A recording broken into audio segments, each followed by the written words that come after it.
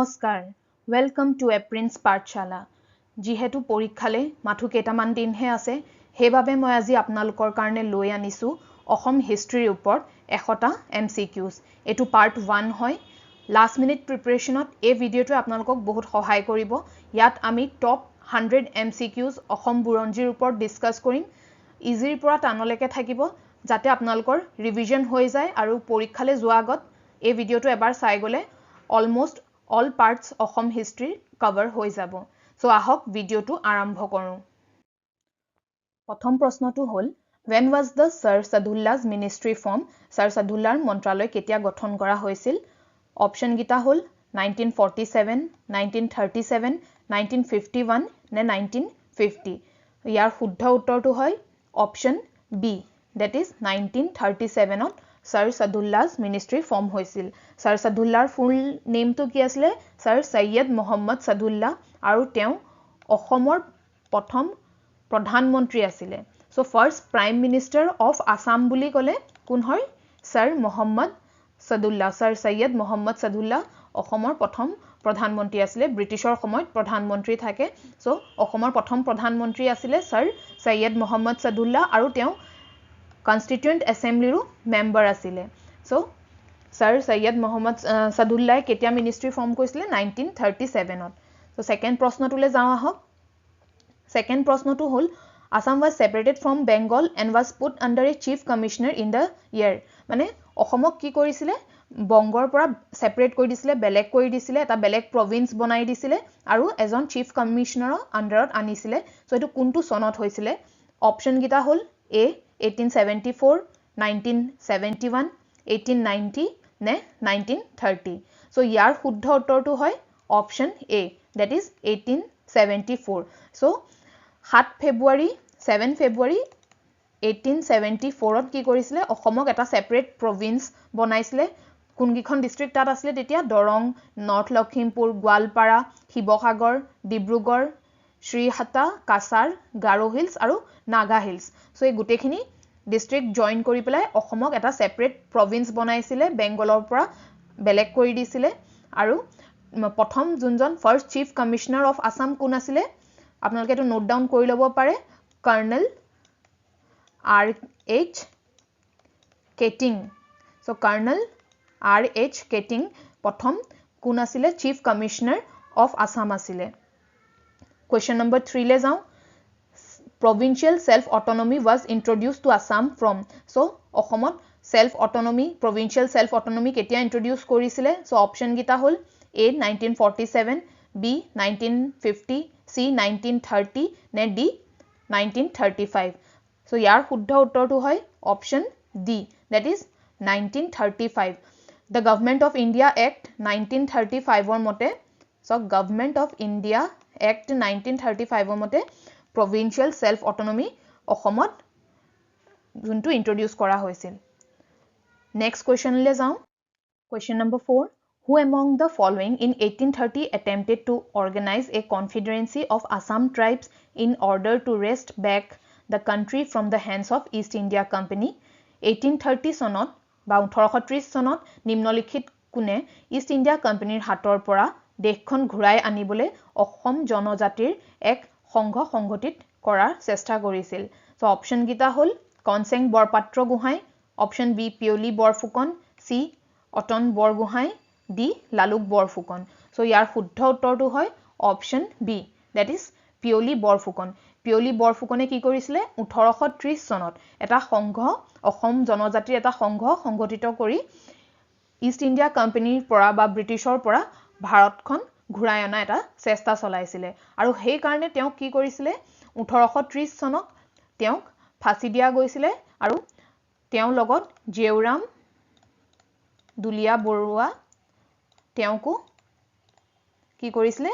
British চৰকাৰে hang কৰিছিলে বা ফাঁসি দিছিলে পিয়লি বৰফুকন কাৰ পুত্ৰ আছিল তেওঁ বদন বৰফুকনৰ পুত্ৰ আছিল সো এইগিটা পইণ্টটো আপোনালোকে নোট কৰি থব পাৰে তো তেওঁক এই কামটো কাৰণে তেওঁ যে এটো কনস্পিৰেসি কৰিলে সেই কাৰণে তেওঁক 1830 সনত ফাঁসি দিয়া গল নেক্সট প্ৰশ্নটোলে যাও which state in Assam is the traditional burial site of Ahom kings মানে অসমৰ কোনটো স্থান হৈছে আহোম ৰজাসকলৰ পৰম্পৰাগত সমাধিস্থলী তো অপশন গিটা হল এ চৰাইদেউ বি গড়গাঁও সি ৰংপুৰ নে ডি যোৰহাট সো ইয়াৰ শুদ্ধ উত্তৰটো হল এ চৰাইদেউ এটো সবে জানে চৰাইদেউ হল আহোম সকলৰ পৰম্পৰাগত সমাধিস্থলী হয় Question number 6 The ancient name of Kasar was so Kasarar প্ৰাচীন নাম কি আছিলে A Dimapur B Dhanashree C Hidimba নে D খাসপুৰ so ইয়াৰ শুদ্ধ উত্তৰটো হ'ব option C that is Hidimba so কাছাৰৰ পুৰণা নামটো বা প্ৰাচীন নামটো কি আছিলে হিডিম্বা আছিলে Question number 7 Madhavdev was educated in the school at Banduka maintained and taught by Madhavdev Bandukar বিদ্যালয়ত শিক্ষা লাভ কৰিছিল কোনে বিদ্যালয়খনৰ তত্ত্বাৱধান কৰিছিল আৰু তেওঁক শিকাইছিল অপশন গিটা হল যাদৱেন্দ্ৰ অধ্যাপক ধনেশ্বৰা অধ্যাপক ৰাজেন্দ্ৰ অধ্যাপক নে ডি মুকুন্দ অধ্যাপক সো ইয়াৰ শুদ্ধ উত্তৰটো হ'ব option C that is Rajendra অধ্যাপক সো ৰাজেন্দ্ৰ অধ্যাপকে তেওঁক শিক্ষা গ্ৰহণ কৰাত সহায় কৰিছিলে তেওঁ শিক্ষক আছিল আৰু বিদ্যালয়খনৰো তত্ত্বাৱধান কৰিছিল So next প্ৰশ্ন তুলে যাও question number 8 who among the following was the first Ahom ruler to officially accept Hinduism নিম্নলিখিত কোনজন প্ৰথম আহোম শাসক আছিল যিয়ে আনুষ্ঠানিকভাৱে হিন্দু ধৰ্ম গ্ৰহণ কৰিছিল অপশন গিটা হল জয়ধ্বজ সিংহ জয় আদিত্য সিংহ প্ৰতাপ সিংহ নে প্ৰমাত্ত সিংহ সো ইয়াৰ শুদ্ধ উত্তৰটো হ'ব option A that is Jayadhwaj Singha so Jayadhwaj সিংহই প্ৰথমবাৰৰ বাবে আনুষ্ঠানিকভাৱে হিন্দু ধৰ্ম গ্ৰহণ কৰিছিল তেওঁৰ পিছত লৰা ৰজা লেকে মানে সুলিকা ফালেকে যোনটো হিন্দুইজম ফলো কৰি গল কিন্তু গদাধৰ সিংহই শক্তিজমৰ worship কৰিছিল তেওঁ শক্তিজম ফলো কৰিছিল সো নেক্সট প্ৰশ্নটোলে যাও question number 9 major part of the Kasari kingdom was occupied by the Ahom during the reign of so কোনজন শাসকৰ ৰাজকালত কাছাৰী ৰাজ্যখনৰ অধিকাংশ অংশ আহোম সকলে দখল কৰিছিল অপশন গিটা হল এ সুহুংমুং বি ৰুদ্ৰসিংহ সি সুতিংফা নে ডি সুখামফা সো ইয়াৰ শুদ্ধ উত্তৰটো হ'ব অপশন এ that is সুহুংমুং সো সুহুংমুঙৰ দিনত কি হৈছিল কাছাৰী কিংডমৰ ম্যাক্সিমাম পাৰ্ট অকুপাই কৰিছিল আহোম সকলে question number 10 Srimanta Sankardev was born in so কোন চনত শ্ৰীমন্ত শংকৰদেৱৰ জন্ম হৈছিল এটো এটা অতি সহজ প্ৰশ্ন আৰু এটো বহুত বাৰ পৰীক্ষাত অহা দেখা গৈছে so অপশন গিটা হল A 1339 B 1449 C 1559 নে D 1669 so ইয়াৰ শুদ্ধ উত্তৰটো হ'ব অপশন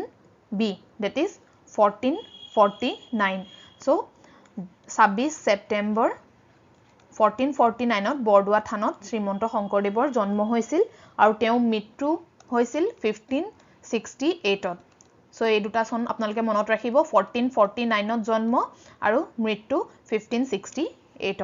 the next প্ৰশ্নটোলে যাও the Morangikhowa Gohain was the governor of so Morangikhowa Gohain কোন প্ৰদেশৰ ৰাজ্যপাল আছিল অপশন গিটা হল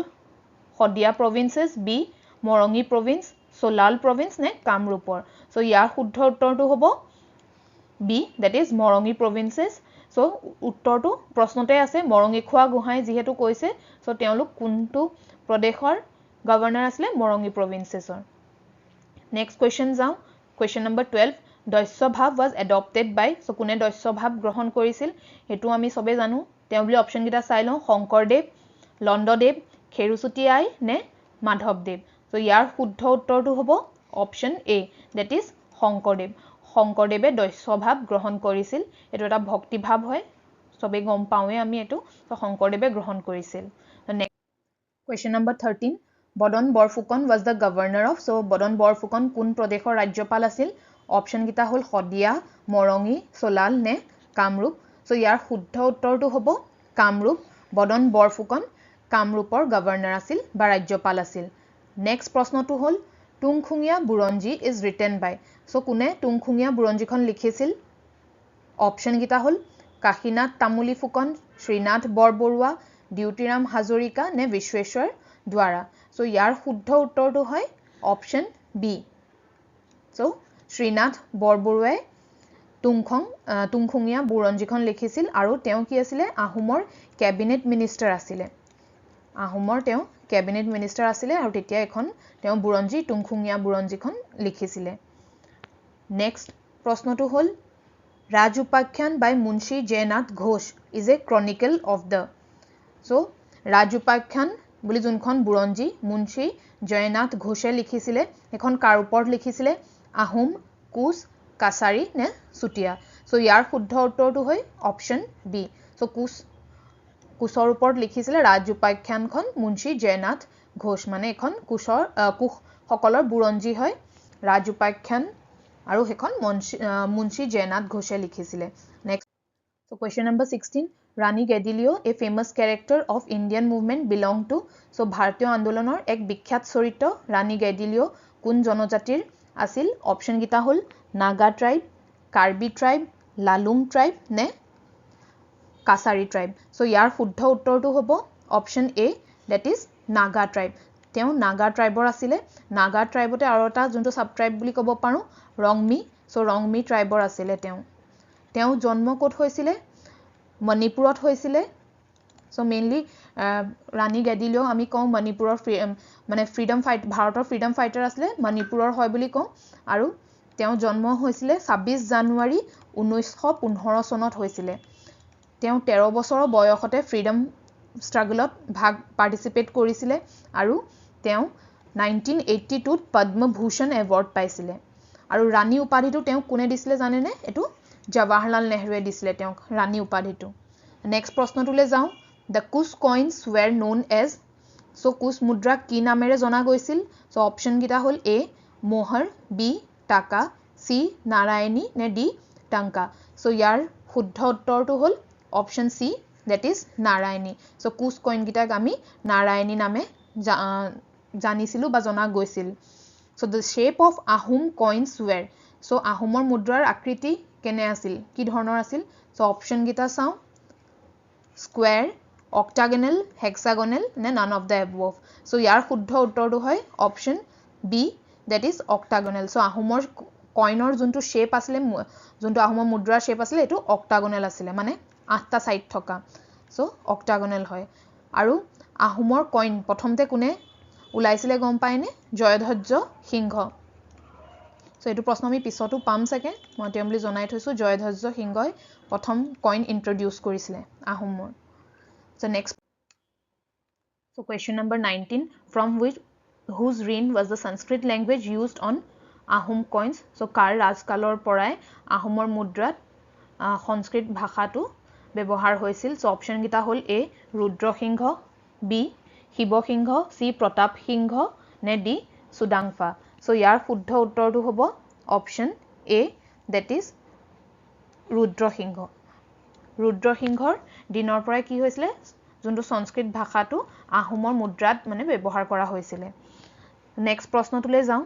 question number 20 the two Kanai Borohi rock inscription near Manikarneshwar hill was in so কোনটো ভাষাত যোনটো Kanai Borohi rock inscription টো আছে কোনটো ভাষাত আছিল সংস্কৃতত পাৰ্চিয়ান আসামিজ নে টাই so ইয়াৰ শুদ্ধ উত্তৰটো হ'ল আসামিজ so অসমীয়াত Kanai Borohi যোনটো ৰক ইনস্ক্ৰিপচন আছে হেতু অসমীয়া ভাষাত আছিল আৰু এটো এতিয়া প্ৰেজেন্ট ডে কোড আছে নৰ্থ গুৱাহাটীত আমি Kanai Borohi ৰক ইনস্ক্ৰিপচনটো পাও নৰ্থ গুৱাহাটীত আছে সো ইয়াৰ শুদ্ধ উত্তৰ option C question number 21 the earliest Ahom coins so far discovered were issued by so এটো question অকমান আগতো আমি ডিসকাস কৰিছিলো এতিয়ালৈকে আৱিষ্কৃত প্ৰাচীনতম আহোমৰ মুদ্ৰাৰ কোন শাসকে জাৰি কৰিছিল সো অপশ্যন গিটা দিয়া আছে জয়ধ্বজ সিংহ শিৱ সিংহ প্ৰতাপ সিংহ নে সুদাংফা সো ইয়াৰ শুদ্ধ উত্তৰটো হয় option A that is Jayadhwaj Singha so তেওঁৱে প্ৰথম আছিল জনে আহোম কইন ইন্ট্ৰোডিউস কৰিছিল বা ইস্যু কৰিছিল তেওঁৱে প্ৰথম আহোম কইন ইস্যু কৰিছিল আৰু আহোম কইন অক্টাগোনাল শেপৰ হয় সো আমি হেতু চাইছো অক্টাগোনাল শেপত আছিল Ahom coin So question number 22 the Puamakka at Haju was associated with so Hajur পুৱামক্কা কাৰ সৈতে জড়িত আছিল অপচন গিটা হল এ মিৰ্জুমলা বি গিয়াজউদ্দিন অলিয়া সি অৰঙ্গজেব নে ডি মিৰ্জা নাথান সো ইয়াৰ শুদ্ধ উত্তৰটো হয় অপচন বি দ্যাট ইজ গিয়াজউদ্দিন অলিয়া সো পুৱামক্কা গিয়াজউদ্দিন অলিয়াৰ টম হয় আৰু এটো কোনে বনাইছিল এটো বনাইছিল সজাউদ্দিন মোহাম্মদ শাহ আপোনালোকে নোট ডাউন কৰিব পাৰে সজাউদ্দিন মোহাম্মদ শাহ সো সজাউদ্দিন মোহাম্মদ শাহে এটো বনাইছিলে 1657 ত বনাইছিলে সো নেক্সট প্ৰশ্নলৈ যাও The Singhori ঘৰ উঠা celebration was first held by কোনে প্ৰথমবাৰৰ বাবে সিংহৰি ঘৰ উঠা উৎসৱ উদযাপন কৰিছিল সো ইয়াৰ অপচন গিটা হল এ সুকাফা বি সুদাংফা সি সুহুংমুং নে ডি সুতেউফা সো ইয়াৰ শুদ্ধ উত্তৰ হ'ব option B that is Sudangpha so সুদাংফাই প্ৰথমবাৰৰ বাবে সিংহৰি ঘৰ উঠা celebration যোনটো হয় হেতু পাতিছিল আৰু এটো ক'ত পতা গৈছিলে চৰাইদেউত পতা গৈছিলে সো চৰাইদেউ ক্যাপিটেল আছিল আহোম সকলৰ আৰু 1397 ত এটো উৎসৱ পতা গৈছিলে এটো যেতিয়া ৰজাৰ ৰাজ্যাভিষেক হয় হেতু সময়তে এটো উৎসৱ পতা যায় সো নেক্সট প্ৰশ্নলৈ যাও আহক Question number 24 Name the officer assigned as Hodiakhwa Guhai after annexation of the Sutia territory মানে Sutia ৰাজ্যখন যেতিয়া annex কৰিলে তাৰ পিছত Hodiakhwa Guhai হিচাপে কাক নিযুক্তি দিয়া গৈছিলে সো অপচন গিটা চাও কনসেং বৰপাত্ৰ গুহাই মুমাই তামুলি বৰবৰুৱা অতন বুঢ়া গুহাই নে ফাৰসেং মুং সো ইয়াৰ শুদ্ধ উত্তৰটো হ'ব option D that is Pharseng Mung so ফাৰসেং মুঙক as a Hodiakhwa Guhai appointment দিয়া গৈছিলে after the annexation of the Sutia territory next প্ৰশ্নটোলৈ যাও মুলাগাবৰু died fighting against so কি কৈছে মুলাগাবৰুৱে কাৰ বিৰুদ্ধে যুঁজ দি মৃত্যুবৰণ কৰিছিল সো অপচন গিটা চাও এ তুৰবক B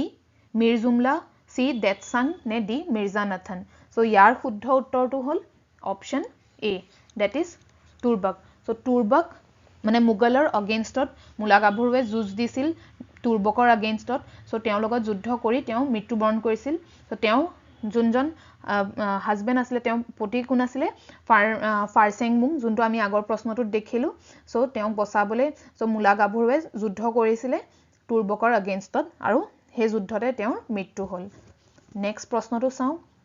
In which place the first battle fought by Ahoms against the Mughal so কোন ঠাইত মুগলৰ বিৰুদ্ধে মানে আহোম সকলৰ প্ৰথম যুদ্ধ কৰিছিল কোনখন ঠাই আছিল সো অপচন গিটা হল এ খৰাইঘাট বি ইটাখুলি সি ভৰেলি নে ডি যোগীগোপা সো ইয়াৰ শুদ্ধ উত্তৰটো হ'ব অপচন সি ভৰালি সো ভৰালিত আহোমৰ মুগলৰ अगेंस्टত আহোমে প্ৰথম যুদ্ধ কৰিছিল ঠাইটো কথা খুদিছে সো ঠাইটো হয় ভৰালি Next প্ৰশ্নটোলৈ যাও Question number 27 According to Ahom legends Khunglung and Khunglai were the grandsons of so কি কৈছে আহোমৰ দুজন লেজেন্ড আছিল খুংলুং আৰু খুংলাই তেওঁলোক কাৰ নাতিনিয়েক আছিল সো ইয়াৰ শুদ্ধ উত্তৰটো হ'ব option C that is Langdang so লেংডাঙৰ তেওঁলোক গ্ৰেণ্ডসন্স বা নাতিনি আছিল খুংলুং আৰু খুংলাই Question number 28 From which village did the Kus originate? So Kus সকল কোনখন গাঁৱৰ আছিল অপচন গিটা হল চিকনাবাৰী অপচন বি খুনতাঘাট কুচবিহাৰ নে মঙ্গলদৈ সো ইয়াৰ শুদ্ধ উত্তৰটো হ'ব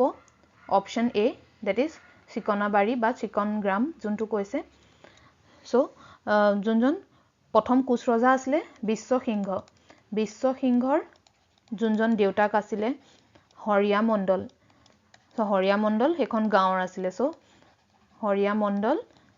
যোন মানে প্ৰথম কুচ ৰজা বিশ্বসিংহৰ দেউতাক আছিল তেওঁ গোৱালপাৰাৰ চিকনাবাৰীৰ আছিল সো চিকনাবাৰী গাঁওখন গোৱালপাৰাত আছে so the Kus originated from Sikonabari that is in Gwalpara next প্ৰশ্নটোলৈ যাও the 350 miles long Guhai Komal Ali was from Kus Bihar to so 350 mile দীৰ্ঘৰ যোনটো গুহাই কমল আলী আছে হেতু কোৰ পৰা কুচ বিহাৰৰ পৰা কোলেকে আছে সো ইয়াৰ শুদ্ধ উত্তৰটো হ'ব option C that is Narayanpur so এটো গুহাই কমল আলীটো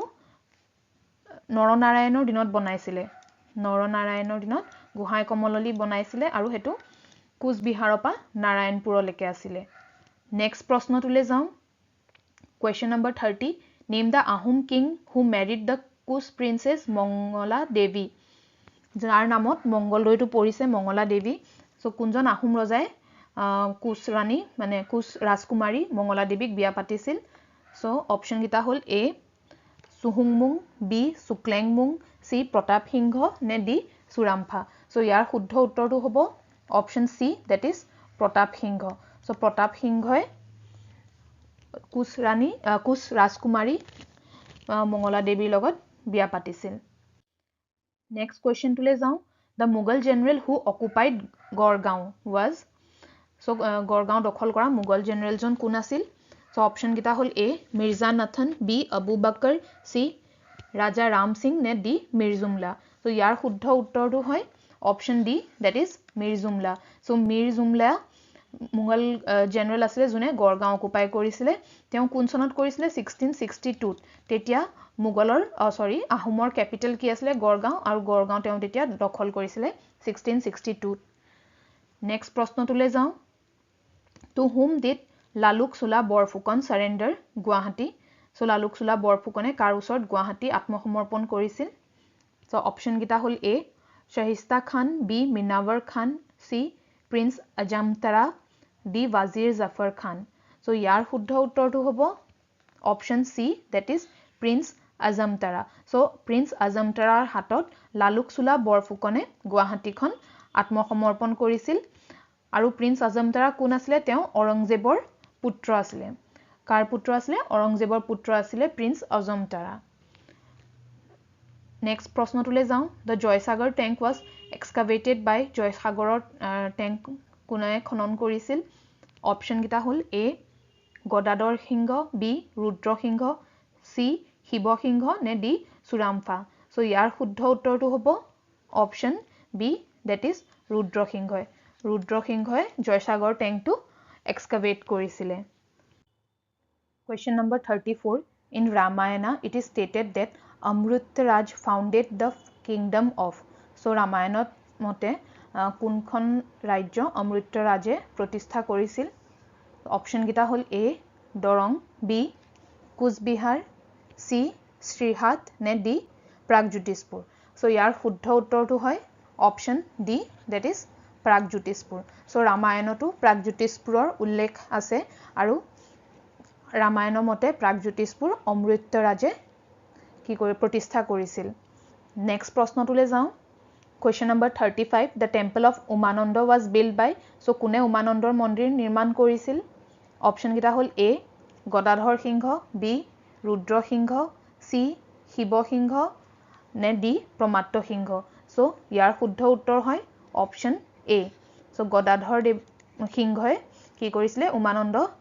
যোনটো মন্দিৰ হয় তাৰ নিৰ্মাণ কৰিছিল সো নেক্সট প্ৰশ্নটোলৈ যাওঁ name the foreigner who recorded in his accounts that he came to Kamlipo so কোনে কৰিছিল কোন হেজন ফৰেনাৰ আছিল সো অপচন গিটা চাওঁ ওয়েনসাং প্লোটেমি আলবেৰুনি নে স্যাৰ এডৱাৰ্ড গেট সো ইয়াৰ শুদ্ধটো উত্তৰটো হয় এ দ্যাট ইজ ওয়েনসাং সো ওয়েনসাঙে উল্লেখ কৰিছিল যে তেওঁ কামলিংপোলে আহিছিল মানে কামৰূপৰ কথা কৈছে এখন কিতাপ আছে সিইউকি আমি আগৰ প্ৰশ্নত দেখিম তাত তেওঁ কামৰূপলৈ অহা কথা উল্লেখ কৰিছিল সো নেক্সট প্ৰশ্ন question number 37 the English traveler who visited the Kush kingdom under the Naranarayan in 1585 was so কোনজন ইংলিছ ট্ৰেভেলাৰ আছিল যোনে কুশ এবাৰ কুশ কিংডমৰ কথা সুধিছে কুশ কিংডম নৰনাৰায়ণৰ দিনত মানে ট্ৰেভেল আহিছিল তেওঁ ভিজিট কৰিছিল অপচন গিটা হল ৰাল্ফ ফিচ টেভিমিয়াৰ বেমিয়াৰ নে নিকোলো কন্টি সো ইয়াৰ শুদ্ধ উত্তৰটো হ'ব অপচন এ ৰাল্ফ ফিচ সো তেওঁ 1585 ত কুশ কিংডম ভিজিট কৰিছিল নৰনাৰায়ণ তেতিয়া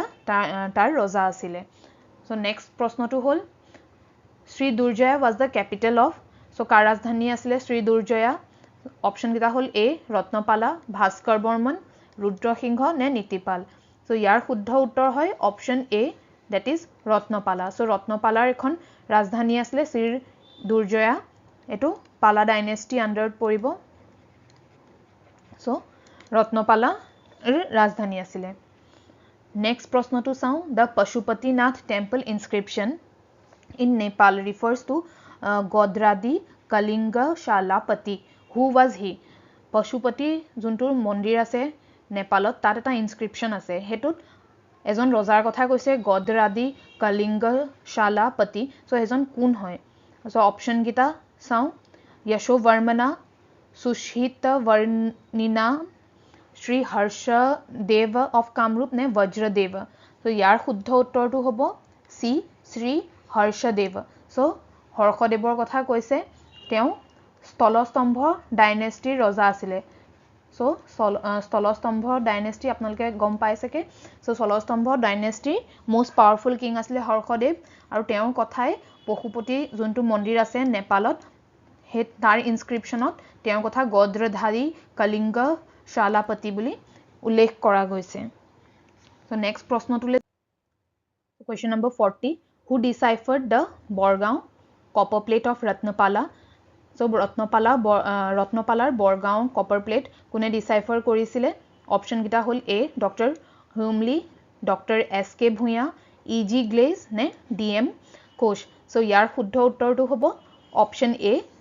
that is ডক্টৰ হিউমলি সো তেৱে বৰগাঁও কপাৰ প্লেট যোনখন ৰত্নপালাৰ হয় হেখন ডিসাইফাৰ কৰিছিলে নেক্সট প্ৰশ্নটো হল দৰং ৰাজ বংশাৱলী ইজ বাই সো কোনে দৰং ৰাজ বংশাৱলী লিখিছিলে সো অপশন গিটা হল বালাদেৱ সূৰ্যকাৰী দৈ ভোজনা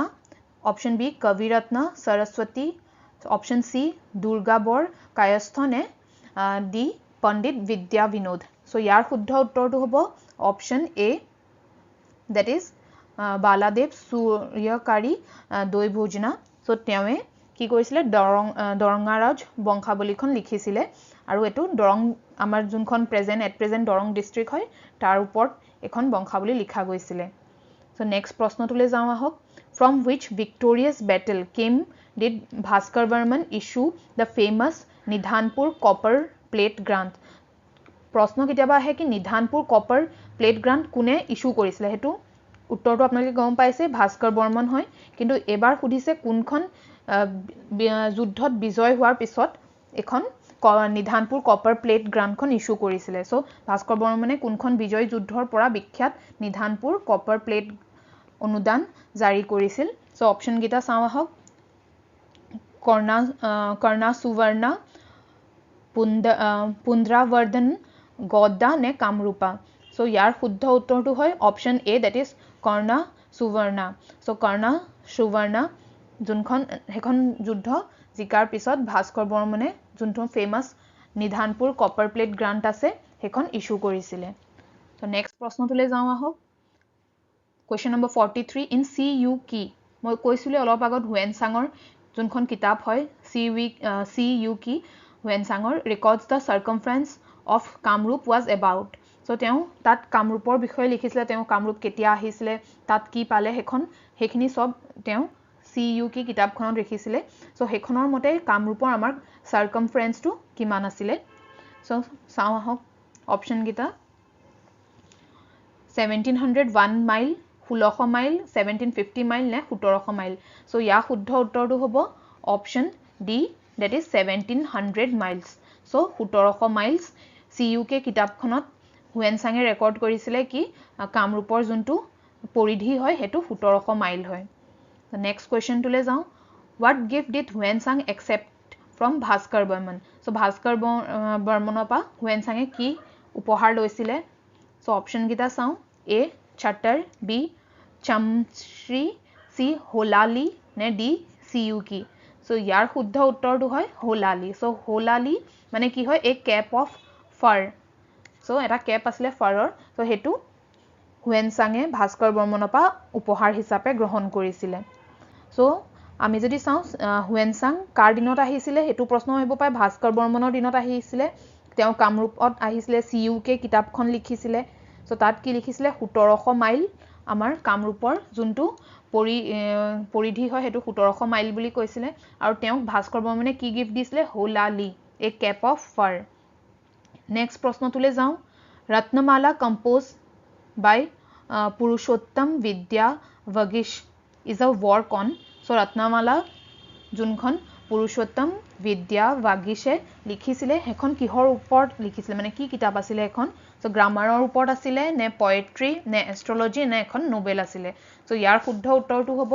option A that is grammar so' এখন গ্ৰামাৰৰ ওপৰত কিতাপ লিখিছিলে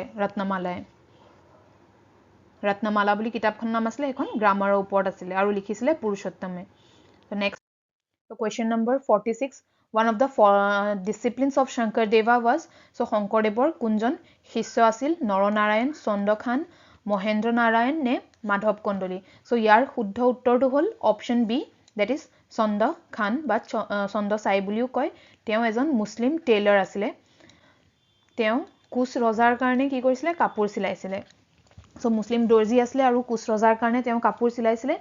আৰু তেওঁ শংকৰদেৱৰ প্ৰতি মানে প্ৰভাৱিত হ'ল যে তেওঁ শংকৰদেৱৰ এজন শিষ্য হ'ল কোচবিহাৰত তেওঁৰ পৰা তেওঁ জ্ঞান অৰ্জন কৰিছিলে সো কোচবিহাৰত সো নেক্সট প্ৰশ্নটোলৈ যাওঁ during Bhaskar Barman's reign the flourishing industry in Kamarupa was so Bhaskar বৰ্মনৰ ৰাজ্যকালত কামৰূপত যোনটো সমৃদ্ধশালী উদ্যোগ আছিলে হেতু কোনটো আছিলে option A furniture and cane work option B arrow making নে সি বোট বিল্ডিং নে D making of molasses so ইয়াৰ শুদ্ধ উত্তৰটো হয় option C that is boat building মানে নাও বনোৱা যোনটো উদ্যোগ আছিলে হেতু সবতছে বেছি সমৃদ্ধশালী আছিলে ভাস্কৰ বৰ্মনৰ দিনত নেক্সট প্ৰশ্নটোলৈ যাওঁ the Tamralipi in ancient time was famous as so Tamralipi প্ৰাচীন কালত কি হিচাপে বিখ্যাত আছিলে সো এটো কি আছিলে এখন কিতাপে আছিলে নে বোট আছিলে নে সি পোৰ্ট নে নোবেল সো ইয়াৰ শুদ্ধ উত্তৰটো হ'ব option C that is sea port so বেংগলত মানে বংগত এখন পোৰ্ট সিটি আছিলে যাৰ নামটো আছিলে তাম্ৰলিপি আৰু হেতুৰ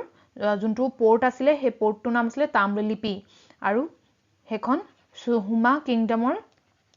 ক্যাপিটেল আছিলে আৰু সুহুমা কিংডমতে এটো সি পোৰ্ট যোনটো তাম্ৰলিপি আছিলে আৰু এখন বহুত এটা ফেমাস পোৰ্ট আছিলে হেতু সময়ত So who was the Kamrup ruler who left his seal at Nalanda? So Nalandat seal eri joa Kamrupor শাসক কোন আছিলে অপশ্যন হল ভগদত্ত বালাবৰ্মন ৰত্নপালা নে ভাস্কৰ বৰ্মন সো ইয়াৰ শুদ্ধ উত্তৰটো হ'ব option D that is Bhaskar Barman so Bhaskar Barman আৰু হৰ্ষবৰ্ধনৰ বহুত ভাল সম্পৰ্ক আছিলে হৰ্ষবৰ্ধনে হুৱেনচাঙক ভাস্কৰ বৰ্মনৰ ইয়াত পঠিয়াইছিলে তেওঁ কামৰূপ চাইছিলে তেওঁ সিউকে যোনখন কিতাপ আছিলে এখন লিখিছিলে সো ভাস্কৰ বৰ্মনো তেনেকে নালন্দালে গৈছিলে আৰু তাত গৈ পেলাই তেওঁ যোনটো সিল হয় তাত এৰি থৈ আহিছিলে এটো পিছত এটো পুৱা গৈছে সো ভাস্কৰ বৰ্মন এজন ৰজা আছিলে নেক্সট আৰু লাষ্ট প্ৰশ্নটো হল Sadhani was the queen of so Sati Sadhani কাৰ ৰাণী আছিলে মৰাণ ৰজাৰ কাছাৰী ৰজা আহোম ৰজা নে চুতীয়া ৰজা সো ইয়াৰ শুদ্ধ উত্তৰটো হয় option D that is Chutia king তেওঁ চুতীয়া ৰজাৰ ৰাণী আছিলে তেওঁ বহুত সাহসী মহিলা আছিলে আৰু তেওঁ 21 এপ্ৰিলত আমি সতী সাধনী দিৱস হিচাপেও পালন কৰো আৰু আপোনালোকে জানে তেওঁ কাৰ লগত বিবাহ হৈছিলে নিত্যপালৰ লগত যাক আহোমে পৰাজিত কৰিলে আৰু মৃত্যু আহোমৰ লগত যুদ্ধ কৰোতে তেওঁৰ মৃত্যু হৈছিলে সো এআই আছিলে আজি 50টা প্ৰশ্ন মই নেক্সট পাৰ্ট 2 আনি আছো যত আৰু আমি 50টা প্ৰশ্ন ডিসকাস কৰিম এখিনি প্ৰশ্ন যদি আপোনালোকে চাই যায় আপোনালোকৰ অসম হিষ্ট্ৰি বহুতখিনি পাৰ্ট ৰিভিজন হৈ যাব সো আশা কৰো আপোনালোকে ভিডিওটো ভাল পাইছে যদি ভাল পাইছে চেনেলটো সাবস্ক্ৰাইব কৰি দিব আৰু ভিডিওটো লাইক আৰু শেয়াৰ কৰি দিব সো আজিলে আহো কিপ লাৰ্নিং কিপ ষ্টাডিং নমস্কাৰ